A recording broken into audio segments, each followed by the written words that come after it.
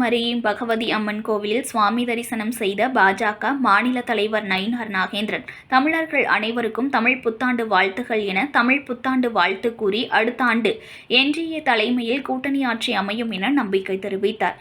தமிழ் புத்தாண்டை ஒட்டி பாஜக மாநில தலைவர் நயினார் நாகேந்திரன் கன்னியாகுமரி பகவதி அம்மன் கோவிலில் சுவாமி தரிசனம் செய்தார். தரிசனத்திற்கு பின் செய்தியாளர்களுக்கு பேட்டியளித்த அவர், இத்தமிழ் திருநாளில் தமிழ் புத்தாண்டில் தமிழர்கள் அனைவரும் நலமுடன் இருக்க வேண்டும். அனைவருக்கும் எனது இனிய தமிழ் புத்தாண்டு வாழ்த்துக்களை தமிழ் வாழ்த்துக்களை தெரிவித்துக் கொள்கிறேன்.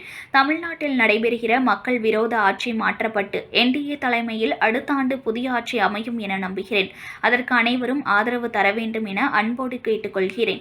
இந்த ஆட்சியில் பாலியல் வன்கொடுமை, மதுபோதை என சட்டம் ஒழுங்கு சீர்குலைந்து வெட்டுக்குத்து, கொலை என நடக்கிறது. இதிலிருந்து மாற்றம் வர வேண்டும். என்டிஏ தலைமையிலான கூட்டணி அண்ணன் இபிஎஸ் தலைமையில் பெரும்பான்மை வெற்றி பெறும் எனவும் கூறினார்.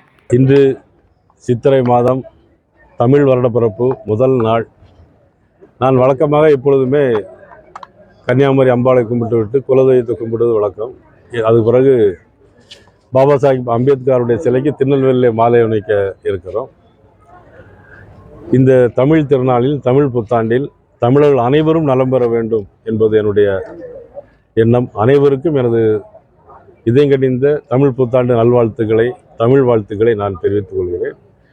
அதே நேரத்தில் இன்றைக்கு தமிழ்நாட்டில் நடைபெறுகிற மக்கள் விரோத ஆட்சி நிச்சயமாக மாற்றப்பட்டு என்டிஏ தலைமையில் புதிய ஆட்சி அடுத்த ஆண்டு உதயமாகும் என்று நான் நம்புகிறேன். அதற்கு அனைவரும் ஆதரவு தர வேண்டும் என்று அன்போடு நான் கேட்கிறேன்.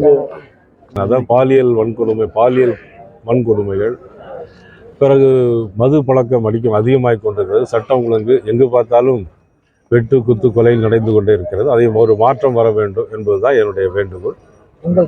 இப்போ ஏற்கனவே என்டிஏ தலைமையிலான கூட்டணி, பாராளுமன்றத்தில் அதிமுகவில் கூட்டணி இல்லை என்றால் இப்பொழுது மத்திய உள்துறை அமைச்சர்கள் வந்து இன்னைக்கு அதற்கான ஏற்பாடுகளை செய்திருக்கிறார்கள்.